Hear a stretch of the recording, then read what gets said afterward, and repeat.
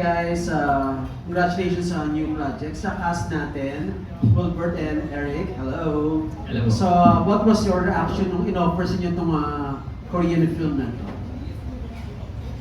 Yung naunang ano, di ba? Actually, hindi siya in-offer. Like, we had to audition for it. Nag-send po, nag-send ako ng video. Yes. Siya nag-send siya ng short film.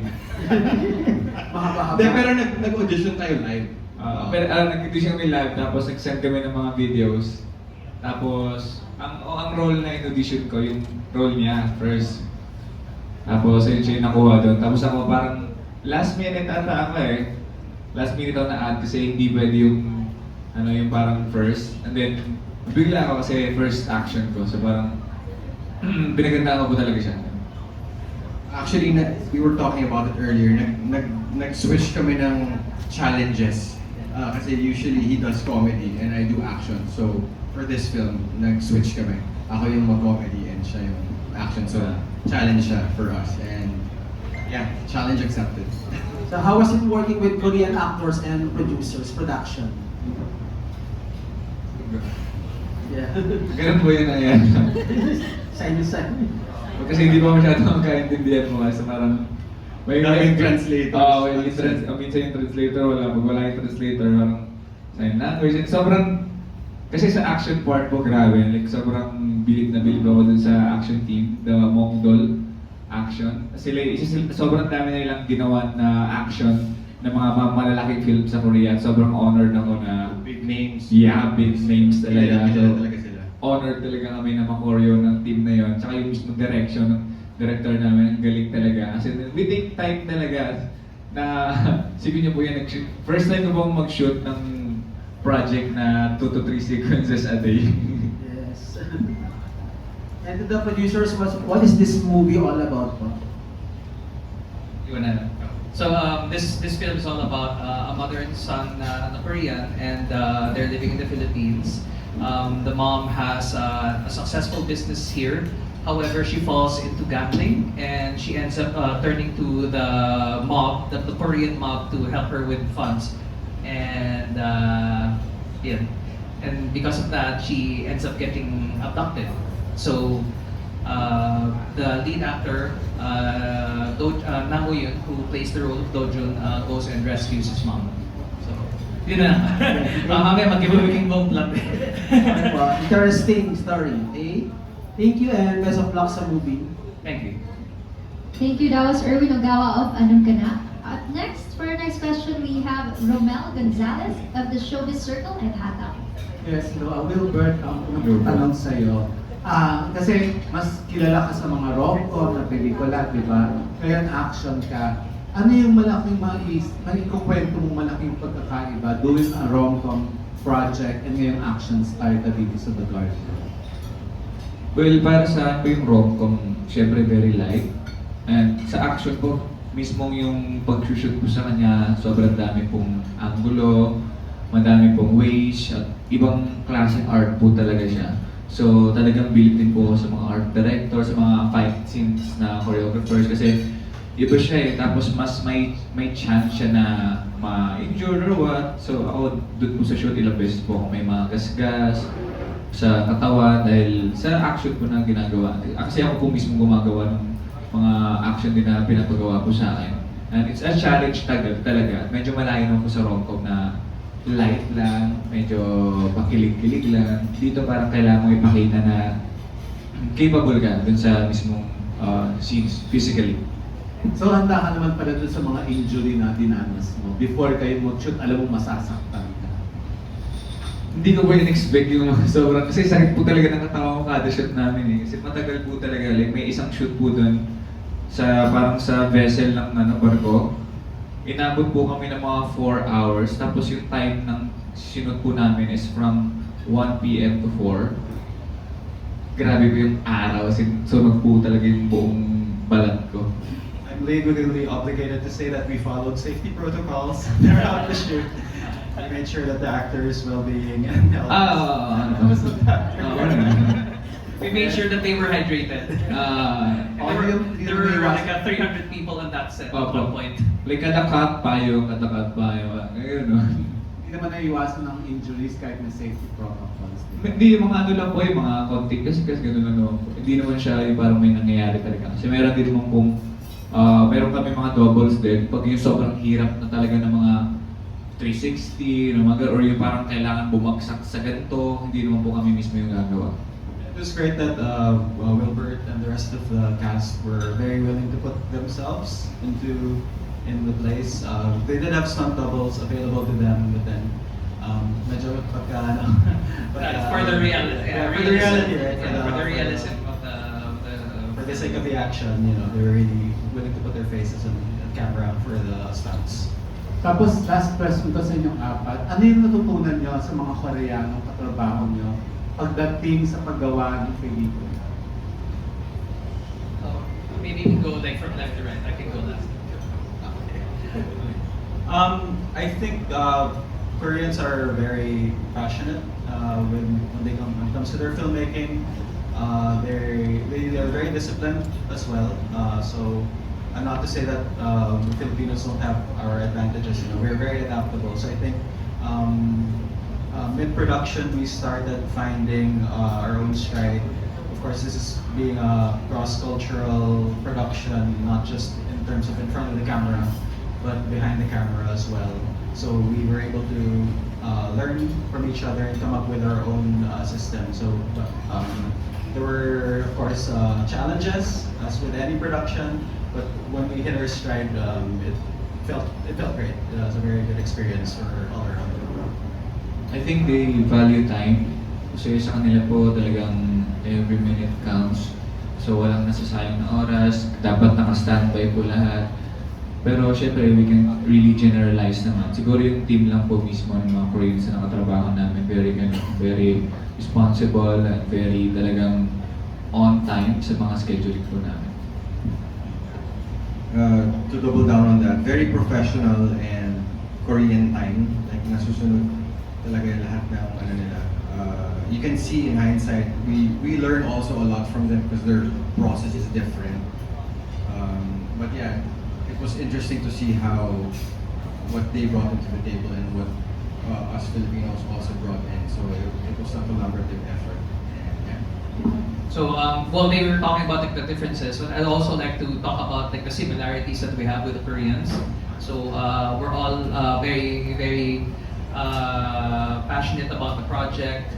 The systems, yes, they are different, but I think what would be similar is that we all want to just make impactful films that have an international appeal and that would cross borders in terms of what a market would be. And I think that's a good way moving forward that I think Filipino film should also aspire to create stories that go beyond borders.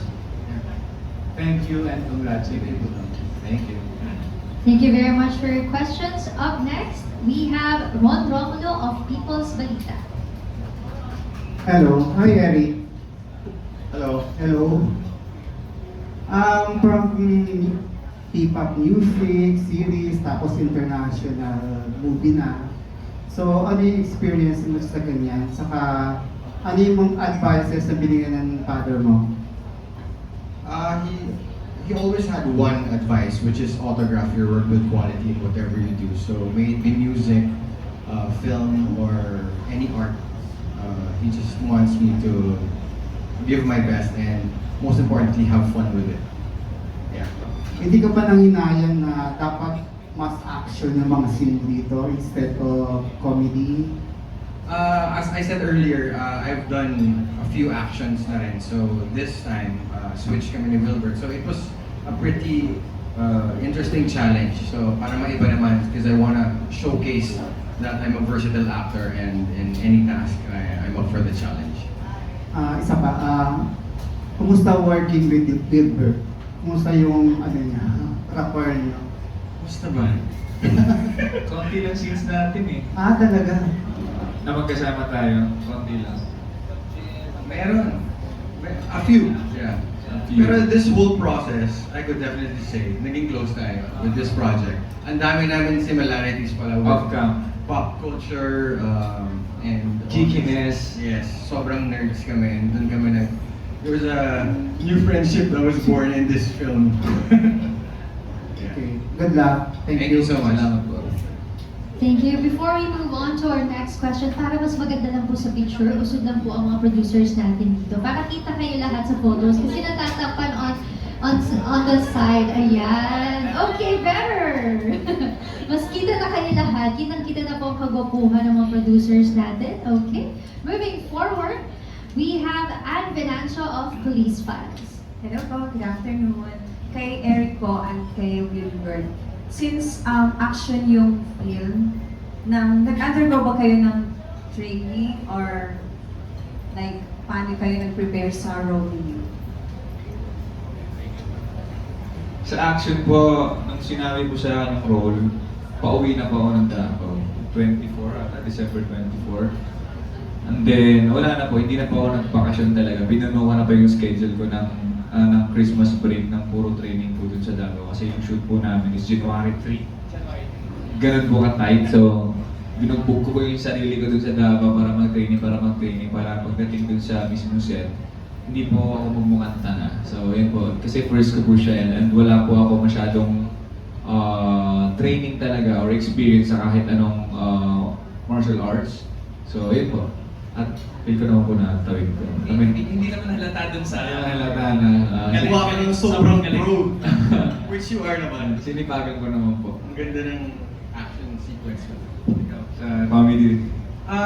For me naman, the preparation I didn't have much action scenes. I had One. as the intro, pero hindi naman sobrang I needed to prepare for it. What I needed to prepare for was the entirety of the film. I'm organized when it comes to scheduling.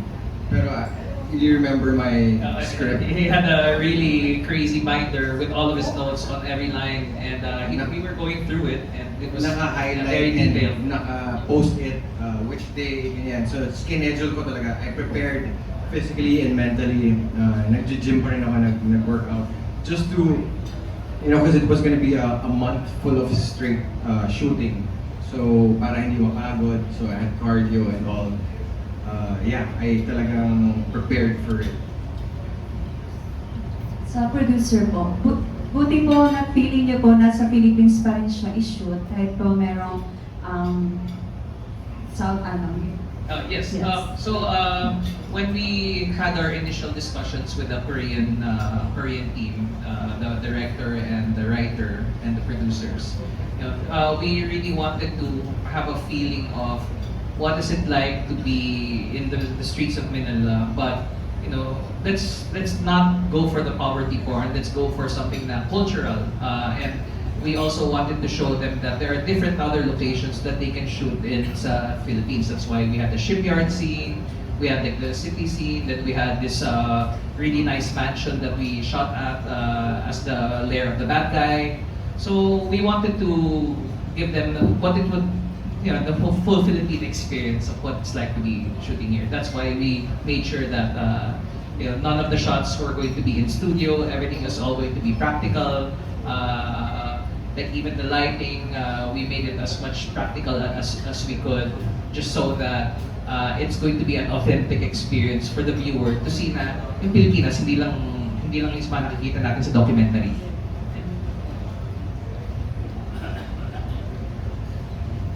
Thank you po. Thank you. Thank you. That was Ann Venancio of Police Files. Up next, we have Jojo Panaligan of Rider PH. Thank you.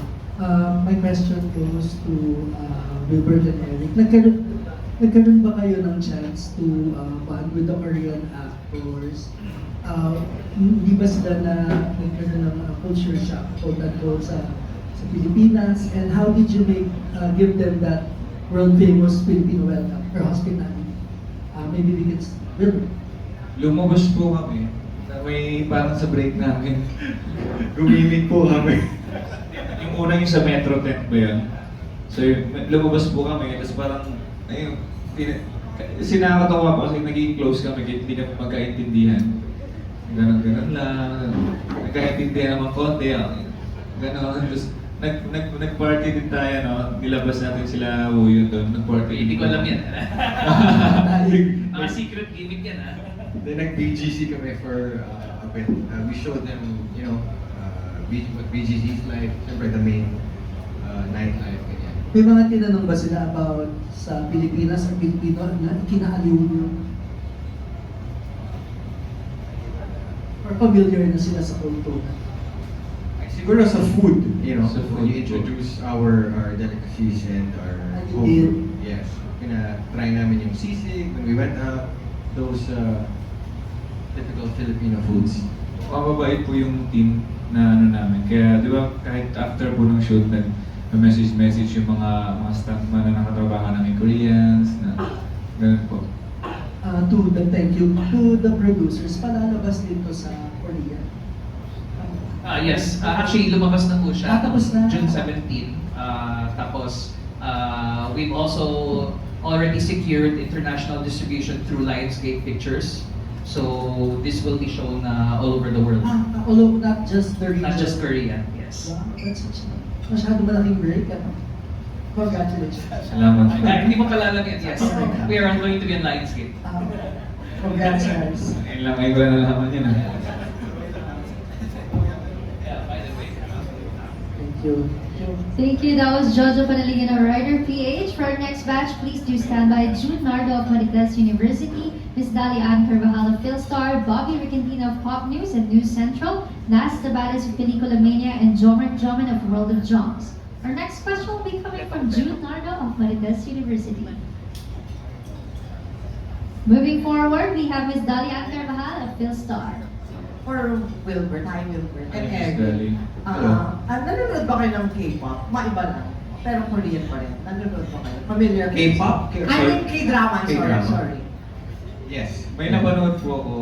Meron ako mga Ako po heavily into K-pop and K-drama. Sige, so, kasi ito action naman. Kung bibigyan kayo ng chance to do a Pinoy version of a K-drama, anong K-drama pipiliin niyo? And sino gusto niyo makapareha na Korean actress? Wala pa naman sasagutin. Han So-hee. Yeah.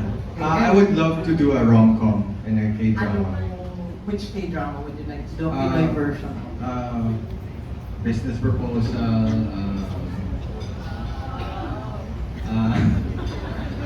Sa talagang handsome. Mukha na nga kayo Korean pareho, na-invite nyo na ata. Yung isura nyo. Madami K-drama na I'm very interested in. I would love to explore. But I'm more on rom-com. That's my goal. Yeah. About Wilbert.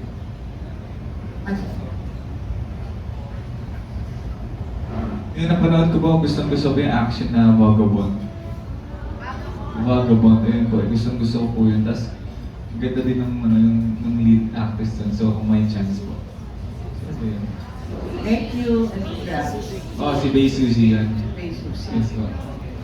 Thank you. Thank you po. Thank you. That was Miss Dalian Andito na si June. Philstar. Up next, we We'll try have it, we'll try that. June Nardo of Marites University. Christine talaga. Kay Wilbert na lang. Wilbert, after doing this, na medyo matagal na pala, and then you did some rom-com, ano mas gusto mong gawin? Ano po? Anong mas gusto ko po? Gawin, oo. Kasi matagal na itong sabi mo, di ba? Yes po. Iba po yung ano, like, kung komportable po talaga ako sa comedy or rom-com. Kasi nalalabas ko po yung, feel ko yun po yung best ako. Pero iba din po kasi pag gumagawa din ng thing na hindi mo usual na ginagawa. So, sige po, sa rom-com pa din po talaga. Rom-com mo na. Rom-com pa din. Anong pipilitan ko rin sabi ni Dali, ha? Ano ba? Ang napipilitan ko rin sabi ni Dali. Ay, hindi ba? Na-appreciate ko po kasi first ko po siya, first action movie ko po siya. Tapos, actually lang training po ako ng ilang months sa boxing, kickboxing in case mabigyan ng bagong action. Tapos hindi na po nabigyan. So, tumigil na din po ako sa training. Tumigil ka. Kaya doon ka na sa mas mabuti yun na marami kang fans, dumami, di ba? Yes, po. Si Eric, bakit medyo natagalan niya bago ka na-expose ulit? Oo nga po eh. di ba? Naramdaman mo rin yun? I'm sorry. Naramdaman mo rin? Na, ang tagal yata bago ka na-expose. Yes, pero I think it comes in perfect time na ngayon tuloy-tuloy naman. Ano I ba? just got off from 2 series, yung I Love You Since 1892, Project Loki. Okay. And what a way to, end the year, this quarter with The Guardian. Ngayon ka lang namin nakarap kasi. So, More on music po ako before, Ah? P-pop. More on music po ako before. Nag-P-pop solo artist po ako. Yes. Okay, sige, congratulations. Tapos, Thank you. Thank you. Thank you. That was June Nardo of Marites University. For our next question, we have Bobby Ricandina of Pop News and News Central. Hello, maganda na hapon ko. Kay Wesley and Mike, were you able to meet yung expectations in terms of acting, yung general result ng movie? Or nag-exceed ba yung expectations na hinahanap sa movie? Okay, well, I would say that the expectations were met. We were able to come up with a really good film in terms of action and what we were able to create with the Koreans in terms of partnerships. Because this is not going to be just the first. We're really looking at several Korean projects that we're going to be shooting here, which we can talk about later. So that's the main expectation on my end as an executive for the studio. Yeah, so we definitely have more projects coming in, like with Korean stars, maybe next year. I think the production is really, for me, was really an adventure. And as to what you would expect when something new happens, is you really don't know what will come, except that you'll be open to the opportunities. And so, yeah, the fruits of this movie aren't just the movie itself, but like partnerships with and co-productions with other countries. So I really feel like we're at this point in time where the global situation of production is shifting, and the Philippines is really well positioned to capture a lot of that. Create more and more intellectual property coming out from the Philippines. To have more voices and more directors, more producers come out and really just create, and have their place on the global stage. Wow, congratulations. And then kay Eric and Wilbert, konting kwento without spoiling any yung mangyayari. Sa kayo nahirapan or nag-enjoy sa role nyo dito sa The Guardian? Any scene or any moment na talagang like memorable para sa inyo? Without Daming memorable. Favorite action scene mo na lang. Yeah. Favorite action scene, yung sa kotse po, may parang kalaban po ako mga 6 o 8 atang tao, sabay-sabay po yun. So, ang angas ko po dun. Sobrang angas. As in. Kasi ang angas ko po dun. You know what? I was just being myself this whole time. I remember when you asked me how much of Coco is me. I said, that's me. Just off-screen, the non-showbiz persona, just the wacky, comedic vibe. Yeah. Just being natural. Thank you. Congratulations, guys. Thank you. Thank you. Thank you. Thank you very much. That was Bobby Ricandina of Pop News and News Central. Up next, we have Daz Tabares of Pelikula Mania. Sa producers natin, pwede pakikwento who contacted, paano siya nagsimula yung kwento, like paano nagkaroon yung casting din ng Korean and Filipino. So initially, we invited these Korean. Actually, nagsimula yun sa golf game eh.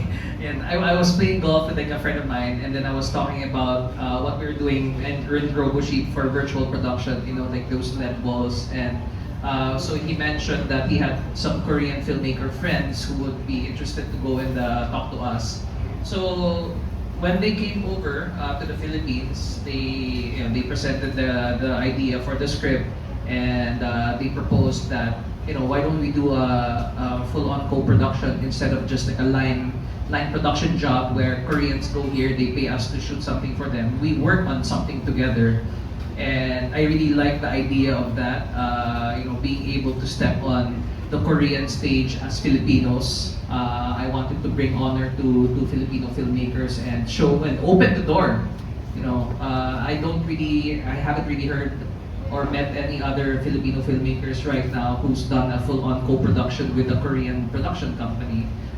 So we wanted to explore that, and so siguro it took 6 months of negotiation and going through script rewrites, and siguro we went through like maybe 7 drafts of the script until we finally came on an agreement with what the final script is going to be. You wanna chime in? Nagkaroon po ba ng support from the government? So, well, we were able to, ask sa mga locations, we had to ask for yung mga isang tulong. I don't want to say anything negative. Yeah. But sometimes kasi minsan yung mga government people pa yung nagpapahirap. Which is kind of sad. But some LGUs naman were very, very helpful.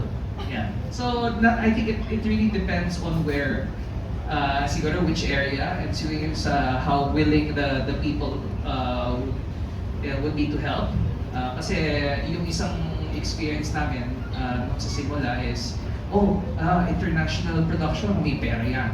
Yun yung naisip. So we had to change locations because of that, because they were trying to force us to cough up more money for permits. And I'm not gonna say which LGU. Yan. So nung paglipat namin, very supportive naman yung sa kabila. So we're very happy to work with Quezon City actually, for this. And I will say in general, it's a work in progress. I also advocate for government to provide more support for the filmmakers and to be very positive about it. Things are changing. They're more aware now of what the community needs. They're at least trying to dialogue with filmmakers more now. I won't say it's perfect system right now, but it's definitely a work in progress. But I think like as what was said, they are starting to be they are starting to show more support for productions like this. Kay Wilbert and kay Eric, anong reaction nyo na i-release siya worldwide? Ngayon lang namin nabalitaan yun. Ngayon lang po namin nalaman na worldwide pala siya. Surprising and happy po syempre. Surprise. Happy po at saka syempre parang pang ilang ko ba itong pangalawa ko pa lang po ata. Yung una yung nocturno, tapos pangalawa po ito. So, big thing for me.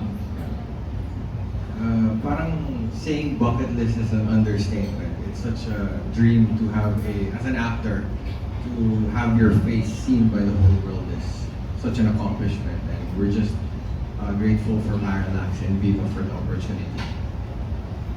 Thank you. Thank you. That was Nas Tabares of Pelikula Mania. Up next, we have Jomar Joman of World of Joms. So hi, for the actors, Eric and Wilbert. So my question is, I heard kasi nagkaroon din ng audition. So how was your experience during the auditions? Tapos, paano yung nalaman that you landed the role? Tinawag po sana tayo na parang ako na daw po dun sa parang kalaban po ng bida. First ko din po ata yung na villain role. Ito po ata yung first ko na villain role. So, tignan nyo lang po mukha pa ako nakakatakot. Hindi po ako sure. Pero yun po, sinabi po sa akin kasi nung sa audition po kasi sinabi na sa akin na hindi ko nakuha yung role na isa. So parang okay, tinanggap ko na. So bigla na lang ako tinawagan na, we got the role sa ibang yun po. That worked out pretty good. For me, I found out when I was in Hong Kong with my mom's birthday. Tinawagan niya ako, tapos broke down the news. Yung si Jim ako, sumiiyak. And I was just so happy. The audition process naman, I just gave everything. I just gave my best. Like, lahat ng ginawang training ko, lahat ng workshops, lahat ng past projects, parang it all boiled down to that moment. So I just gave my best. Aside from na nagpasa kami ng video, nag-audition kami live in front of the Koreans, all the producers.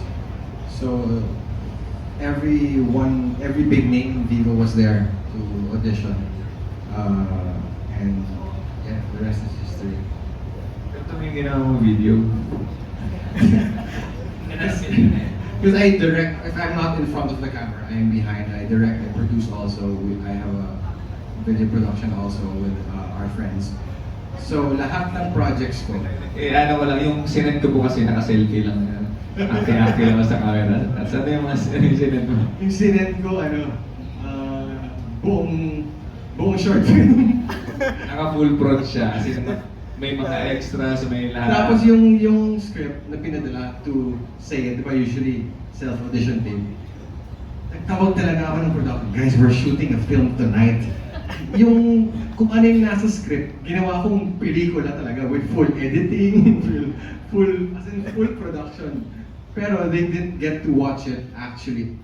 They watched it after the live audition. So parang natuwa din ako na they like me first live.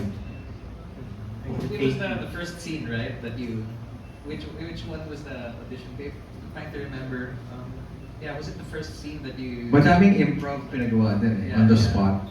Like si Yasi had to Yeah, she had to cry. Like she had to They were act out the really entire scene. Like checking our range within that span of short audition. Medyo nakakakaba. It's not like our normal VTR na talagang you could read the room that the energy was really high. Ayun, follow-up question kay Wilbert. Siya mo kasi first time mo maging kalaban. How was it na maging kalaban? Masaya ba maging kalaban? Bago po sa akin maging kalaban, bago po sa akin yung role na parang cool, tanga-tanga po kasi lagi yung nabibigay sa akin. So, bago po sa akin yung laging ganun lang, yung hindi masyadong wala, parang hindi pa, yung ngiti ko po, parang bilang lang po yung ngiti doon, tapos parang sarcastic ngiti pa. So, sobrang ibang-iba po yung Wilbert na makikita dito. isang beses ka lang yata umiti doon eh. Yeah, I think. Yung yung parang throwback ata. Yung throwback lang. So yun pa. Thank you so much. Thank you. That was Jomer Jomen of World of Joms. For our next batch, we have Jezreel Eli, Ian Lee Estrella, Tito Ian, Jacob Manang of Jaco TV, and Carlos Aragon of Mega Pelicula. Our next question will be coming from Jezreel Eli. Hello. Hi, congratulations. Dito. Hey, Jed. Hello, What's kumusta? up, Jez? Kumusta? And question ko lang, no, how was it working with Jong Jang-won, who has been part of the Korean film industry for years and has worked with some of its biggest stars sa Korea?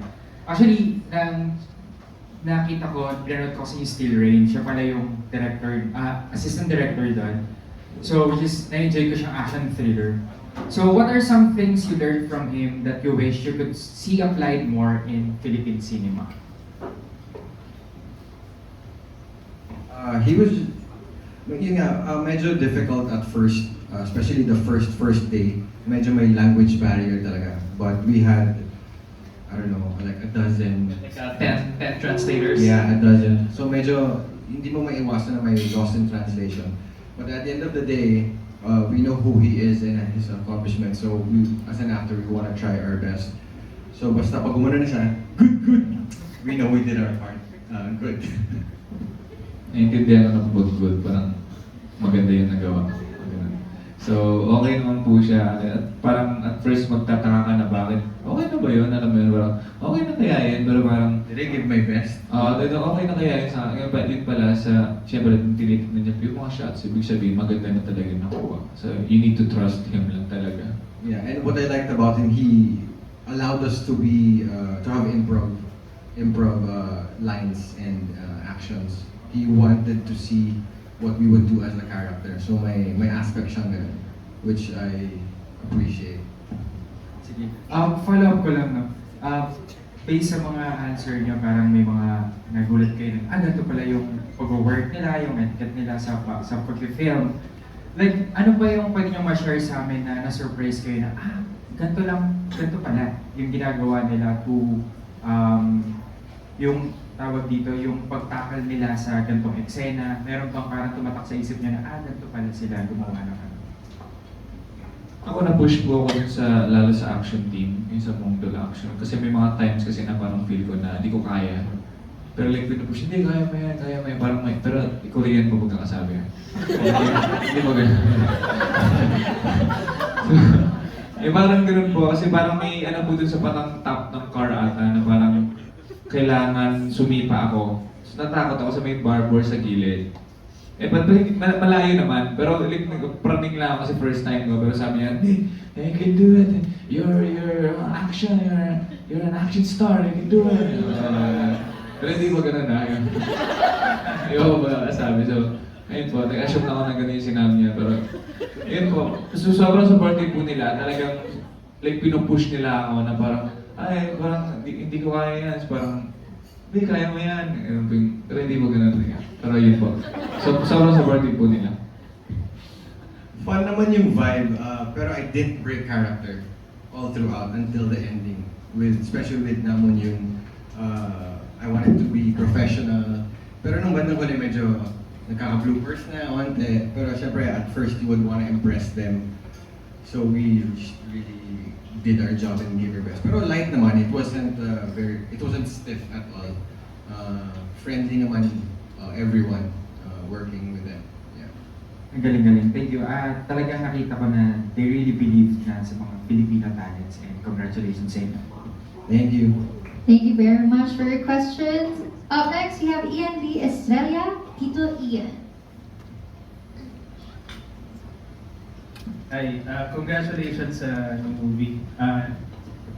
Yung question ko lang is, nabanggit niyo na 2024, parang nag-start yung, shooting and production? Production. Yeah. Production. Ano yung mga naging major challenges? Bakit it had to be pushed to this stage? Yeah, actually, so the main challenge why it took so long to release is we're contractually bound to have the Koreans show the film first, and as you well know, the Korean film industry is like far larger than what we have now, and most of the screens were not available. So just booking the screens was very difficult. It took 2 years down the line for us to be able to secure like a theatrical spot. And then in terms of the editing process, it took some time. Action films really do take a lot of time to shoot because of continuity, the angles, and then matching yung sa color grading. So a lot of the post-production issues were with regard to that. Actually, even just bringing the hard drives is like a bit of a challenge because we really had to go and bring the physical drives over there. It was going to be too expensive to have everything all on the cloud, you know. So yeah, we had to really take the time to do that, and we would fly back and forth to Korea to have our discussions.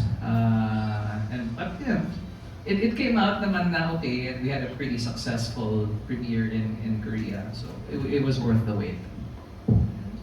Second question ko would be for everyone. Since Korean films are, like you mentioned, parang mas advanced in a way when it comes to our films. Since this is an avenue para may makuhang magandang parang aspects from Korean film, ano yung sa tingin nyo pwedeng i-apply sa mga Filipino films na to make it better? Support po. Support from Government support. Government support. Kasi I think hindi naman po talaga I think pinaka-difference na po usually from Filipino films sa international films are the budget. Really the budget talaga. Kasi naniniwala naman po ako na pag binigyan po mo ng magandang budget yung mga Filipino filmmakers, talagang kaya nilang bantayan yung mga nagagawa ng mga internationals. How about yeah, the Korean government gave some support for this with regard to not just bookings but also financial support. They really put in money on that side. So malaking bagay talaga able to get like really good actors to work with us. There's a lot. Yeah, I think when we have correct systems in place, which I believe is happening right now as we're speaking, it's a lot easier for creative people to focus on doing their job well, right? So we're not so focused on things like logistics, budget. You know, there would be a question of like of how things would be funded when things are already set in place. So. Hopefully, moving forward, we are able to hit our stride as a nation, and again, things are happening behind the scenes, but once we're able to be more free, and for there to be more diverse support for other types of films as well, so that now that we're it's almost an all-season environment for entertainment, right? You know, they don't really have set times when movies should be coming out, because every day there's a release happening. So I think that just gives more chances for different genres and different types of stories to be told. Thank you so much. Really excited to watch your film, guys. Congratulations again. Thank you. Thank you. That was Ian D. Estrella, Tito Ian. Up next, we have Jay Kamanangan of Jayco TV. Hello guys, hi, I'm Jayco TV. Congratulations to the trailer and of course to the cast. Anyone who can answer, can you give us a little background or without any spoiler, why the movie is titled The Guardian? So yeah, The Guardian revolves around a mother and son. In which case you're always expecting the mother to be like the guardian, but in this case, since the mother who was supposed to be the guardian becomes the victim, you know, the roles have been reversed, and we see the transformation of his character from becoming like more of a lone wolf to actually becoming someone who fits the role of a guardian and protects the people around him and his friends and his family. So that's why it's called The Guardian. But I think the Korean title is Kidnapping 48 Hours. So that's the Korean title. Because she's given 2 days to rescue the mom. It's all about mother, yeah. My second question for Wilbert and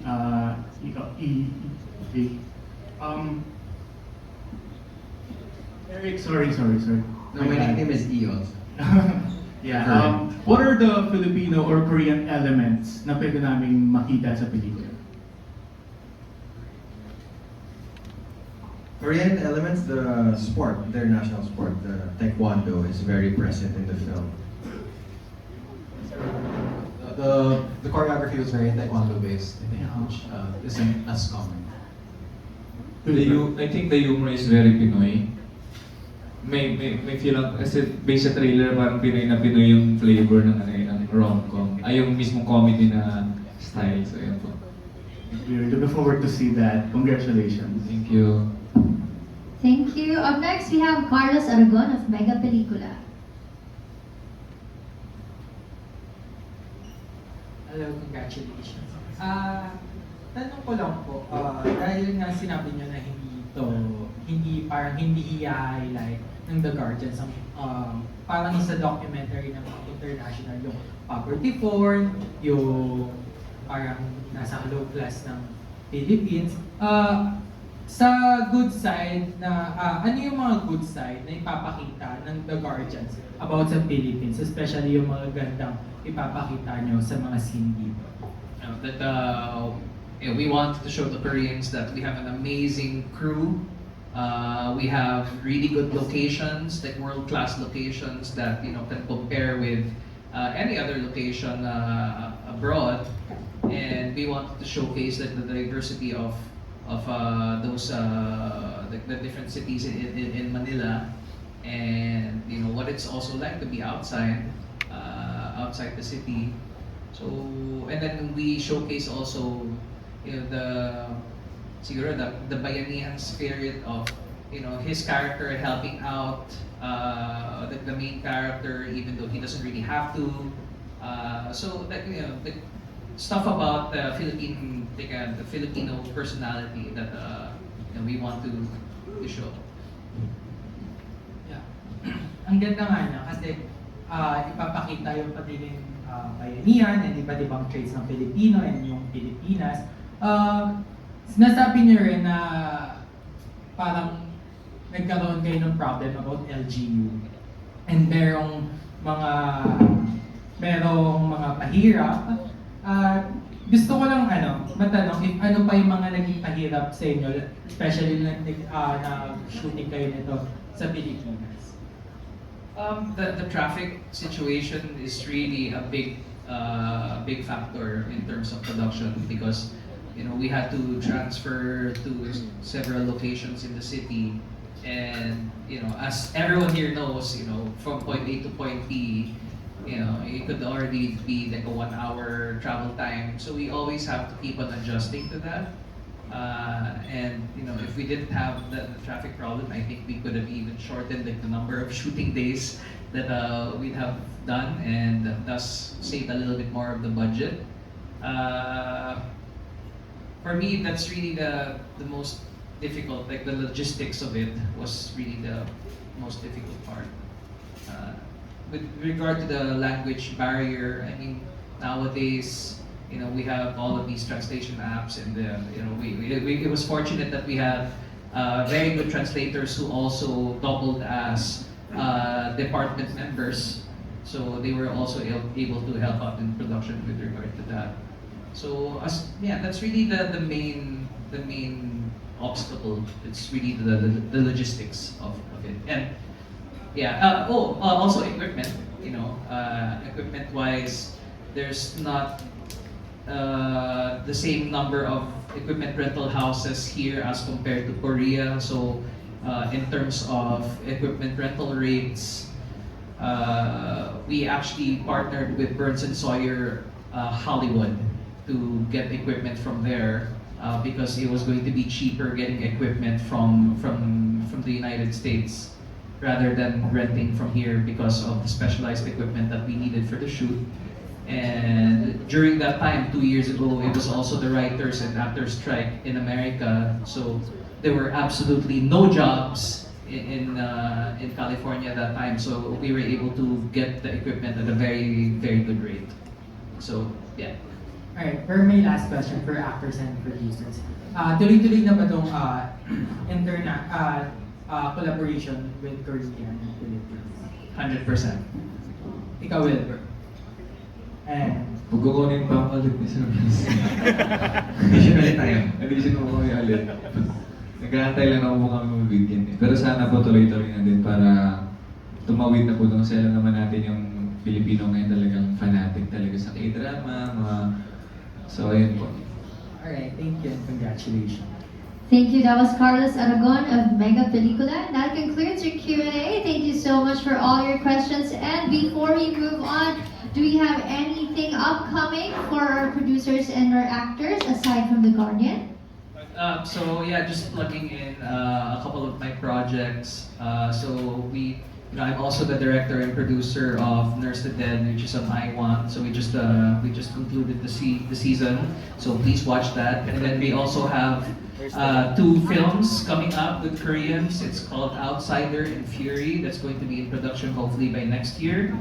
And we also have an entry for the famous short film competition with Eric actually. So that's and Claudine Barreto. So silang dalawa yung artista dun sa short film namin. So hopefully mapanood niyo rin yan. I have a new upcoming